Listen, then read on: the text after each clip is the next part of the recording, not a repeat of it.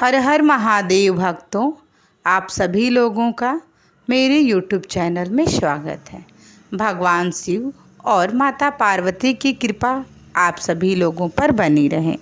आज मैं आप लोगों को बहुत ही सुंदर कथा सुनाने जा रही हूँ। आप इस कहानी को ध्यानपूर्वक सुनिएगा। प्राचीन समय की बात है। विंध्याचल की पहाड़ियों के बीच बसे समृद्धि और शक्तिशाली साम्राज्य स्वर्णपुरी की राजकुमारी स्वर्णलेखा अपने अतुलनीय सौंदर्य, बुद्धि और वेदों शास्त्रों के ज्ञान के लिए संपूर्ण आर्यावर्त में जानी जाती थी। राजकुमारी स्वर्णलेखा केवल रूपवती ही नहीं बल्कि अत्यंत कुलीन और धर्मपरायण भी थी। उनके जीवन में सब कुछ बहुत सुंदर चल रहा था।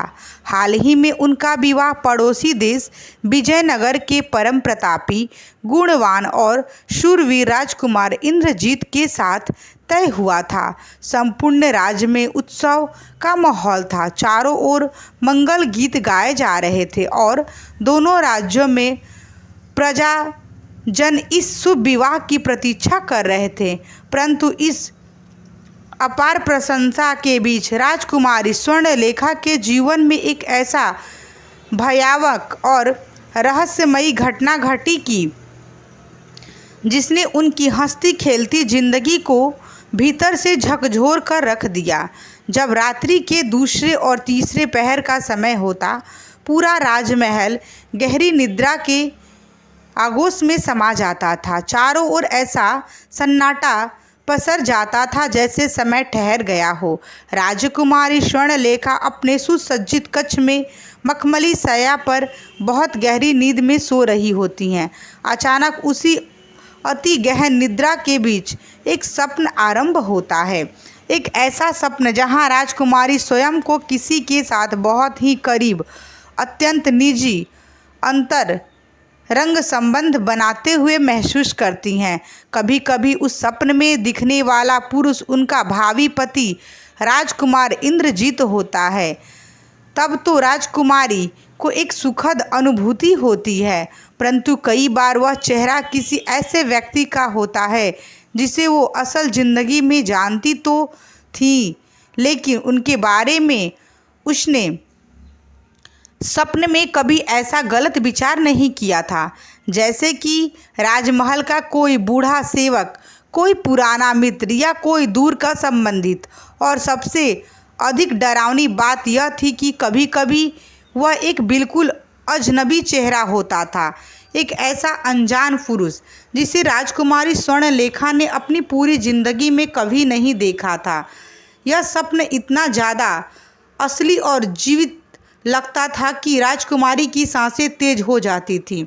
उनके शरीर का तापमान अचानक बढ़ जाता था और फिर एक भयंकर झटके के साथ रात के अंधकार में उसकी आंखें खुल जाती थी। आंख खुलते ही राजकुमारी स्वर्णलेखा खुद को पसीने में पूरी तरह भींगी हुई पाती थी। उसके अंदर सबसे पहले एक अजीब सी शर्मिंदगी, आत्मग्लानि और गहरा पाप बोध उत्पन्न होता था। वे घबराकर अपने आसपास के आलीशान कक्ष को देखती और मन ही मन सोचती, हे ईश्वर, मैं एक कुलीन राजकुमारी हूँ। मेरा विवाह वीर राजकुमार इंद्रजीत से तय हो चुका है, फिर भी मेरे मन में ऐसे गंदे और दूषित विचार कैसे आ सकते हैं? मेरा चरित्र इतना कैसे गिर सकता है? मैं राजकुमार इंद्रजीत से नजरें कैसे मिलाऊंगी? वो तुरंत तांबे के पात्र से एक घूंट पानी पीती और इसे बस अपने दिमाग की एक दबी हुई इच्छा, कोई भ्रम या एक बुरा सपना मानकर खुद को बहलाती और वापस सोने का प्रयास करती। परंतु यह सिलसिला रुका नहीं। यही घटना और दूसरी तीसरी रात घटने लगी। धीरे धीरे राजकुमारी स्वर्णलेखा का शरीर टूटने लगा। मित्रों, क्या आपके साथ कभी ऐसा हुआ है कि आप पूरी रात सोए हो लेकिन सुबह उठने पर लगे कि किसी ने आपको रात भर पीटा हो? राजकुमारी के साथ ठीक यही हो रहा था। जब वे सुबह सोकर उठती तो उसके पेट के नीचे हिस्से में तीव्र दर्द होता, पैरों में भारीपन महसूस होता और दिमाग पर एक अजीब सा कोहरा छाया रहता था। पूरे दिन उसे चिड़चिड़ापन महसूस होता था और राजकाज या पूजा पाठ में मन नहीं लगता था। राजकुमारी का दिव्य रूप रंग फीका पड़ने लगा था और उसके चेहरे का तेज गायब हो चुका था। राजकुमारी इंद्रजीत जब भी उससे मिलने आते तो राजकुमारी हीन भावना और लज्जा के मारे उनसे नजरें चुराने लगती थी। वे समझ नहीं पा रही थी कि जिसे आधुनिक विद्वान और वैद्य इसे केवल चंचल मन का खेल और मन का वहम कहते हैं, उसके पीछे का असली और खौफनाक सच क्या है। राजकुमारी को भान होने लगा था कि यह सिर्फ एक सपना नहीं बल्कि नींद के दौरान उनके साथ कुछ ऐसा घट रहा है जो उसकी जीवन शक्ति और प्राणों को धीरे धीरे निचोड़ रहा हो। जब दिन प्रतिदिन राजकुमारी स्वर्णलेखा की स्थिति बिगड़ने लगी तब उसके मन में राजकुमार इंद्रजीत को लेकर गलानी और अधिक बढ़ गई। उस सपने को अपने मंगेतर की दृष्टि से दूषित महसूस करने लगी। दाई माँ की औषधियों और राज ज्योतिषों के अनुष्ठानों का भी कोई प्रभाव नहीं पड़ा। तब राजकुमारी ने निर्णय लिया कि वो अपनी इस रहस्यमयी और गुप्त व्यवस्था का समाधान किसी साधारण मनुष्य या वेदों से नहीं बल्कि संपूर्ण ब्रह्मांड के जगत जननी परम शक्ति माता पार्वती के चरणों में जाकर ही प्राप्त करेंगी। राजकुमारी स्वर्णलेखा ने कठोर संकल्प लिया और राजमहल के सुख सुविधा का त्याग कर कैलाश पर्वत की कठिन यात्रा पर निकल पड़ी, क्योंकि उनको पता था कि इस रहस्य का पता बस माता पार्वती से ही लगा सकती हैं। अति दुर्गम मार्गों, बर्फीली हवाओं और कठोर तपोबल को पार करते हुए अतः वे कैलाश शिखर पर पहुंची। वहां एक दिव्य प्रकाश पुंज की बीच जगदम्बा माता पार्वती मंद मंद मुस्कुराते हुए विराजमान थी। माता के दर्शन मात्र से राजकुमारी के हृदय का आधा भार हल्का हो गया। राजकुमारी स्वर्णलेखा के नेत्रों से माता पार्वती के चीर श्री चरणों में गिर पड़ी और अत्यंत लज्जा, संकोच और कांपती हुई आवाज में अपनी पूरी आप बीती कहा सुनाई। राजकुमारी स्वर्णलेखा ने हाथ जोड़कर अत्यंत कातर स्वर से पूछा, हे त्रिलोक जननी, हे माँ पार्वती, मेरी लज्जा की रक्षा कीजिए और मेरी लज्जा तथा भय का निवारण कीजिए। मेरा विवाह परम प्रतापी राजकुमार इंद्रजीत के साथ तय हुआ है। मैं मन, वचन और कर्म से केवल उन्हीं का ध्यान करती हूँ, परंतु रात के 2 या 3 बजे से उस भयंकर अंधकार में जब मेरा एक भौतिक शरीर बिस्तर पर पड़ा सो रहा होता है तब मेरे साथ यह कैसा अधर्म और कौन सा खेल घटित होता है। क्यों मुझे स्वप्न में अपने भावी पति इंद्रजीत के अलावा किसी जाने पहचाने पुरुष को कभी किसी पूर्णतः अनजान और डरावने पुरुष के साथ अति अंतर रंग और शारीरिक संबंध स्थापित करने का अनुभव होता है। राजकुमारी ने आगे कहा, हे माँ, जब मेरी आँख खुलती है तो शरीर पसीने से भींगा होता है। मेरी कमर में असहनीय दर्द होता है, पैरों में भारीपन होता है और मेरा मन तीव्र गलानी से भरा रहता है। संसार के विद्वान और वेदों से इसे केवल मन की दबी हुई इच्छाएं या हार्मोन्स का खेल कहकर टाल देते हैं, परंतु मेरी आत्मा चीख चीख कर कहती है कि यह केवल एक भ्रम नहीं। हे जगदम्बा, स्वप्न शास्त्र, तंत्र विज्ञान और हमारे प्राचीन ग्रंथ इस विषय में क्या कहते हैं? नींद में जब शरीर सोता है तो आत्मा क्या करती है? कृपया मुझे इस रहस्यमयी सच्चाई से अवगत कराइए ताकि मैं इस खौफनाक पीड़ा से मुक्त हो सकूं। माता पार्वती ने अत्यंत वत्सल और अपार करुणा से राजकुमारी स्वर्णलेखा की ओर देखा। उन्होंने अपने दिव्य अभय हस्त से राजकुमारी का मस्तक स्पर्श किया और स्वर में बोली, पुत्री स्वर्णलेखा, अपने मन से सारे भ्रम, लज्जा और आत्मग्लानि को निकाल दो। तुम चरित्रहीन नहीं हो और ना ही तुमने अपने मंगेतर इंद्रजीत के प्रति कोई अधर्म किया है। जो संसार इसे मात्र हार्मोन्स या मन की दबी इच्छा कहता है, वह केवल इस स्थूल देह को जानता है।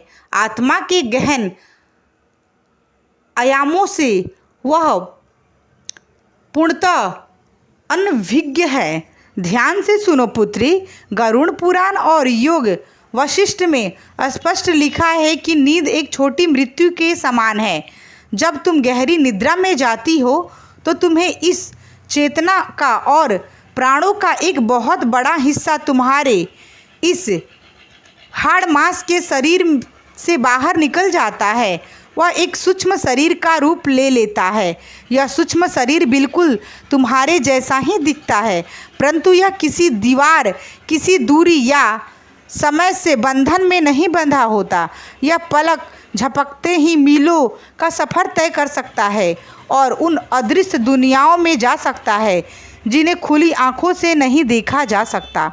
जब तुम्हारा वह सूक्ष्म शरीर उस अदृश्य जगत में भटक रहा होता है तो वहाँ अलग अलग ऊर्जाओं और आत्माओं से टकराता है। वही टकराव सुबह उठने पर तुम्हें स्वप्न लगता है। वह स्पर्श झूठा नहीं होता, वह तुम्हारे सूक्ष्म शरीर के साथ घटा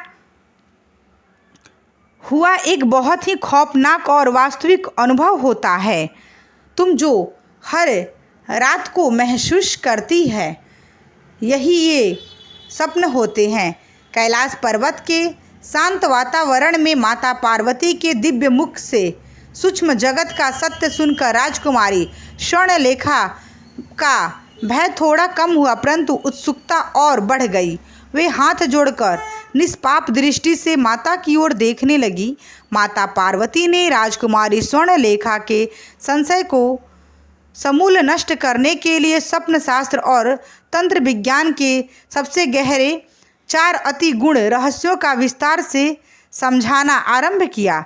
प्रथम रहस्य, जब स्वप्न में कोई जाना पहचाना पुरुष हो। माता पार्वती बोली, पुत्री स्वर्णलेखा, जब तुम स्वप्न में अपने राजमहल के किसी सेवक, पुराने मित्र या संबंधित को स्वप्न में के साथ संभोग स्थिति में देखती हो या उठने पर तुम्हें खुद से घिन आती हो, तो समझो कि यह तुम्हारे चरित्र की खराबी नहीं है, यह ऋण अनुबंध का एक बहुत ही जटिल खेल है।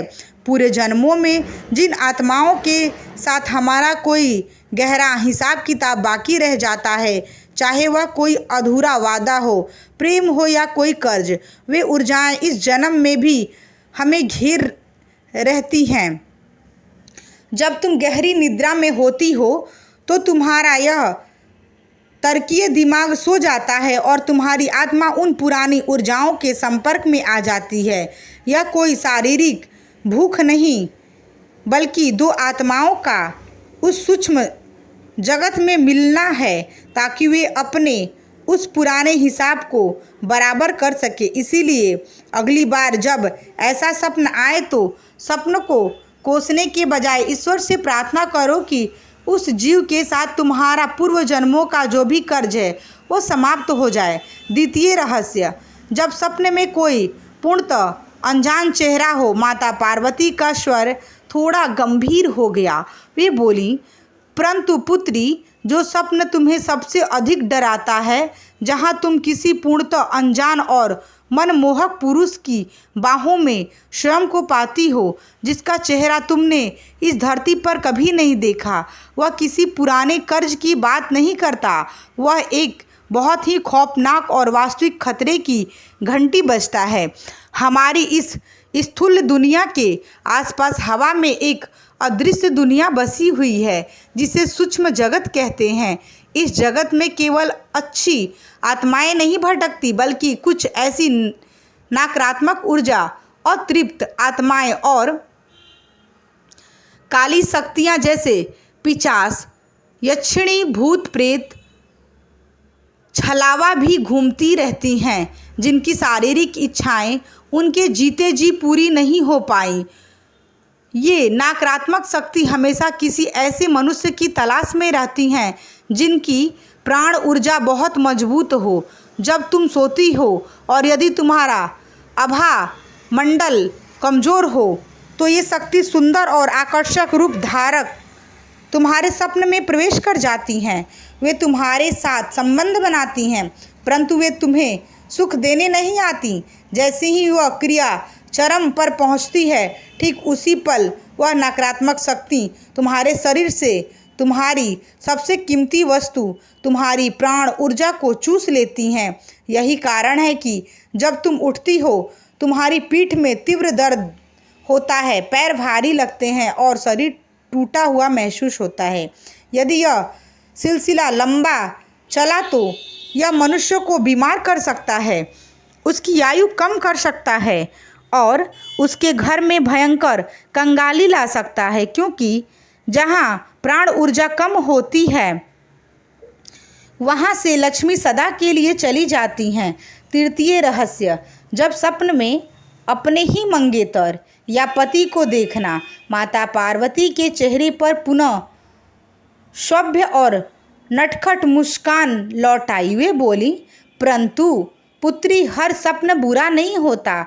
जब तुम स्वप्न में अपने भावी पति राजकुमार इंद्रजीत को अपने समीप पाती हो और वह तुम्हारे साथ संबंध स्थापित करता है, तो यह स्वप्न शास्त्र में परम शुभ संकेत माना गया है। इसका अर्थ है कि तुम दोनों का रिश्ता केवल शरीर का नहीं, बल्कि तुम दोनों की चेतना और आभा मंडल एक दूसरे के साथ पूरी तरह से एकाग्र हो चुके हैं। यह इस बात की गारंटी है कि तुम दोनों का संबंध महादेव के आशीर्वाद से जुड़ा है और शीघ्र ही तुम्हारे जीवन में अखंड सौभाग्य और मंगल कार्य सिद्ध होने वाला है। अंतिम रहस्य यह है पुत्री कि यदि कोई मनुष्य स्वप्न में किसी दिव्य प्रकाशवान पुरुष, अलौकिक शक्ति या किन्नर से जुड़ा हुआ महसूस करे तो वह साधारण बात नहीं है। किन्नर बुध ग्रह और आशीर्वाद के प्रतीक हैं, जो कंगाली मिटाकर अचानक धन लाभ कराते हैं। वही किसी दिव्य प्रकाश से जुड़ना इस बात का प्रमाण है कि तुम्हारी कुल देवी या इष्ट देवता तुम्हारी भक्ति से प्रसन्न होकर तुम्हारी चेतना का आध्यात्मिक उत्थान कर रहे हों। यह सब सुनकर राजकुमारी स्वर्णलेखा कांप उठी। उन्हें समझ आ गया कि रात के अंधेरे में कोई अदृश्य नकारात्मक शक्ति उनके आभा मंडल में को भेद कर उनकी प्राण शक्ति को पूरी तरह से क्षीण कर रही है।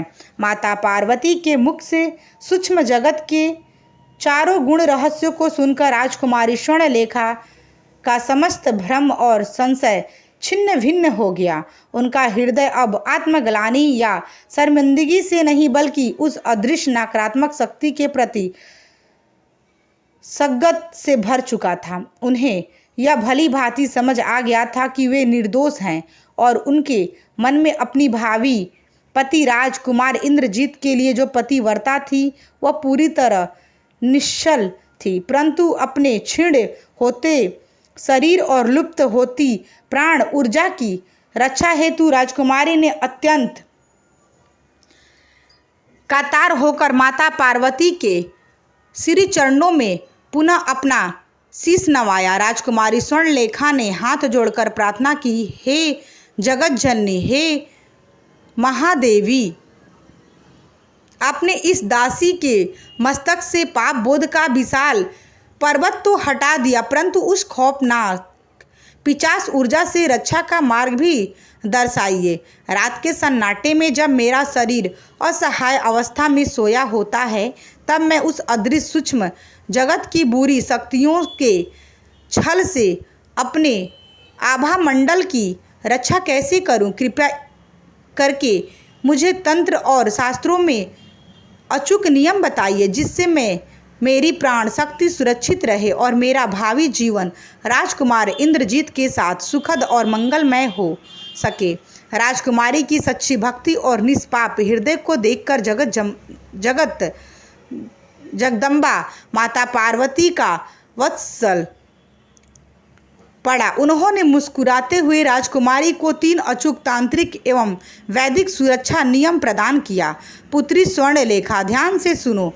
यदि रात के अंधेरे में कोई नकारात्मक ऊर्जा तुम्हारे साथ खिलवाड़ कर रही हो, तो आज से ही इन 3 अचूक नियमों का पालन आरंभ कर देना।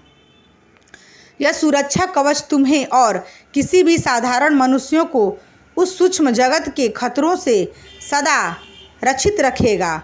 प्रथम नियम, जब तुम सोने जाओ तो तुम्हारा शरीर निहत्था होता है, इसीलिए कभी भी बिना हाथ पैर धोए सीधे बिस्तर पर मत जाओ। रात को सोने से पूर्व अपने पैरों को शीतल जल से अवश्य धोएं। यह क्रिया तुम्हारे दिन भर की और आसपास की सारी नकारात्मक ऊर्जा को खींचकर पृथ्वी में समाहित कर देती है। इसके साथ ही कभी भी दक्षिण दिशा की ओर पैर करके मत सो, क्योंकि वह यम की दिशा है और वह दिशा तुम्हारे सूक्ष्म शरीर को सबसे ज़्यादा अशांत करती है। और सबसे मुख्यतः बात, सोते समय शरीर पर कोई कपड़ा अवश्य होना चाहिए।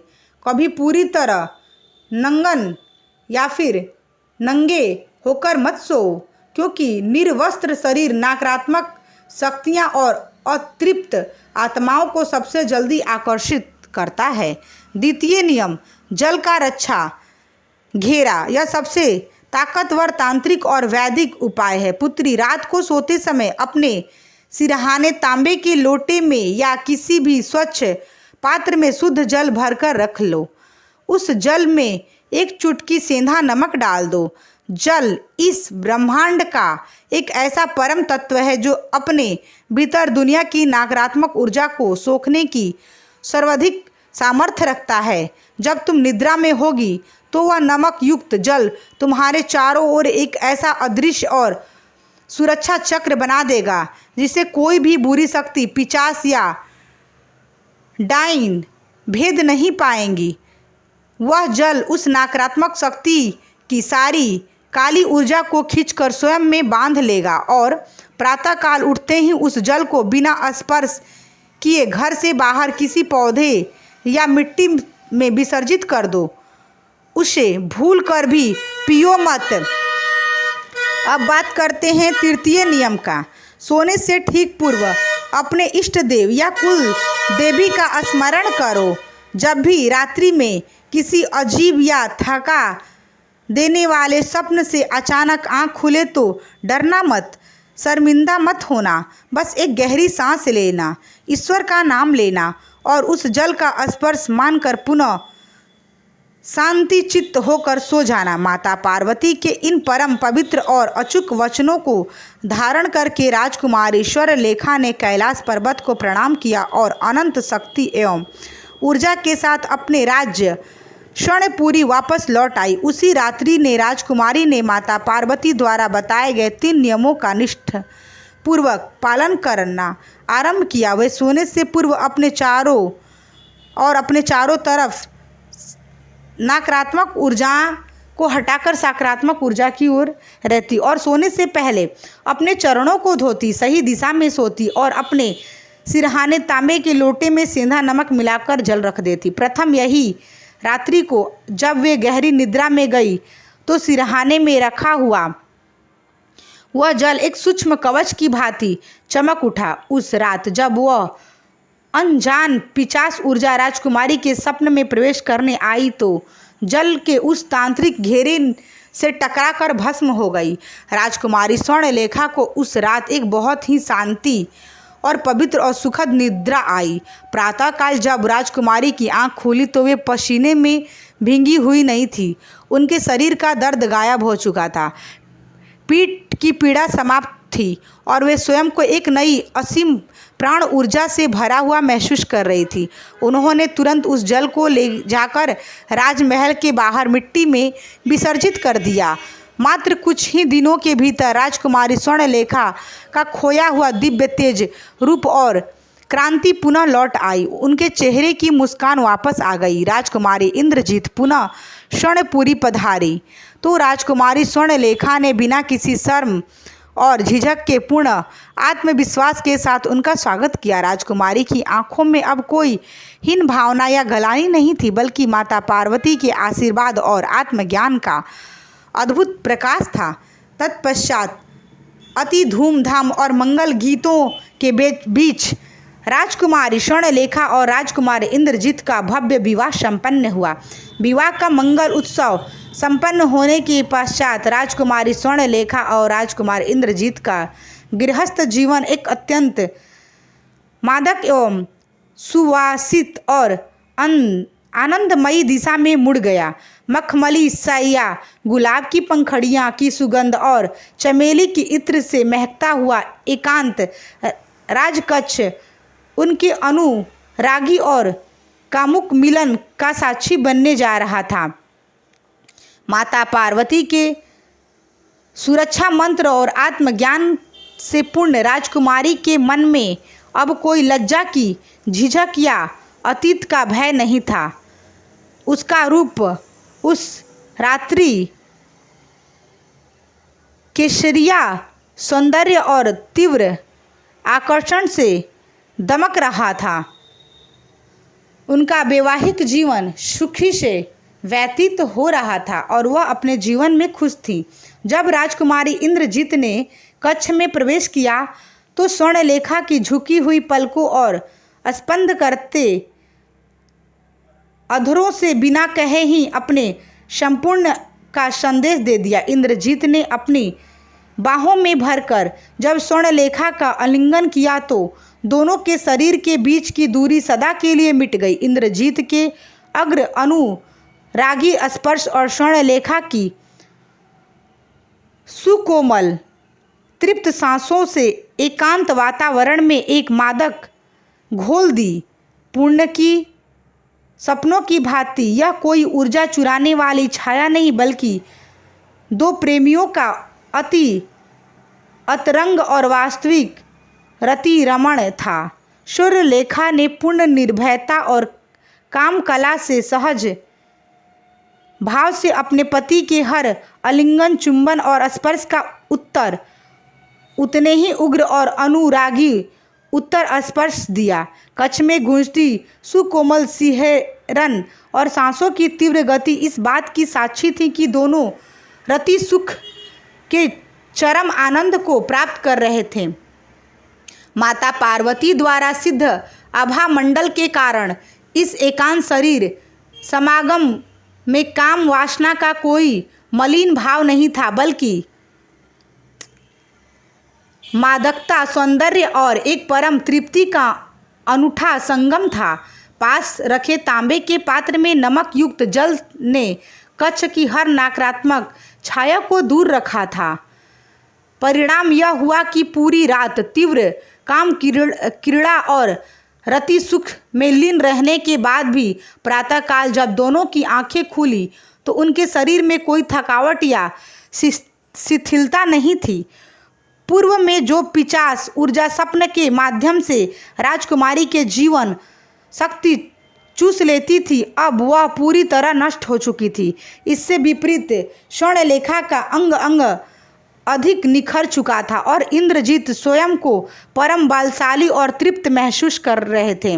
उनका हर रमण उनके प्रेम को और अधिक गहरा और अटूट बना देता था। इस प्रकार स्वर्णलेखा और इंद्रजीत का दाम्पत्य संबंध केवल शास्त्र सम्मत ही नहीं रहा, बल्कि प्रेम, सौंदर्य और तृप्त रति रस का एक अनुपम उदाहरण बन गया था।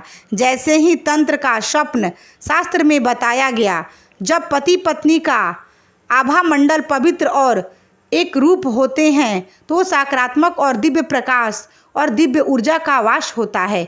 कुछ ही समय में विजयनगर के राजकुमार में अपना समृद्धि और खुशहाली छा गई। महारानी स्वर्णलेखा ने एक अत्यंत तेजस्वी और प्रतापी पुत्र को जन्म दिया, जिससे दोनों साम्राज्यों का कुल धन्य हो गया। इस प्रकार राजकुमारी स्वर्णलेखा ने केवल अपने आभा मंडल और प्राण शक्ति की रक्षा नहीं की, बल्कि शास्त्र समाप्त ज्ञान के बल और अपने वैवाहिक और अंतर जीवन को दिव्य और उत्सुक शिखर पर पहुंचा।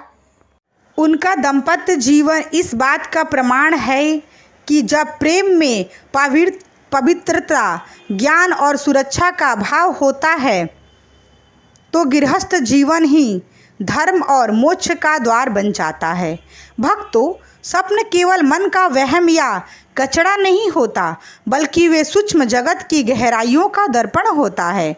जब भी जीवन में कोई अनसुलझी और डरावनी परिस्थितियां आए तो लज्जा या आत्मग्लानि में घुटने की बजाय ज्ञान, शास्त्र और ईश्वर की शरण लेकर उसका समाधान खोजना चाहिए। उससे डर के पीछे नहीं भागना चाहिए। इस बात का हमेशा ध्यान रखना चाहिए।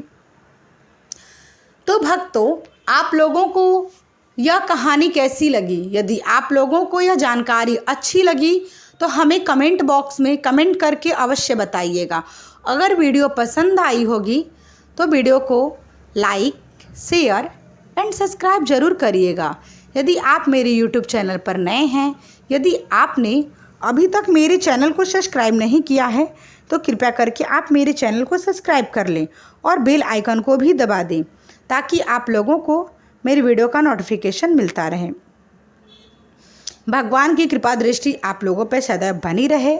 भगवान भोलेनाथ आप लोगों की सदैव रक्षा करें। माता पार्वती की कृपा दृष्टि भी आप सभी लोगों पे बनी रहे। आप अपने जीवन में हमेशा खुश रहें। पूरा मेरा वीडियो देखने के लिए आप लोगों का दिल से धन्यवाद। भक्तों, कमेंट बॉक्स में हमें कमेंट करके अवश्य बताइएगा कि वीडियो कैसी लगी, और कमेंट बॉक्स में हर हर महादेव लिखना बिल्कुल भी ना भूलिएगा।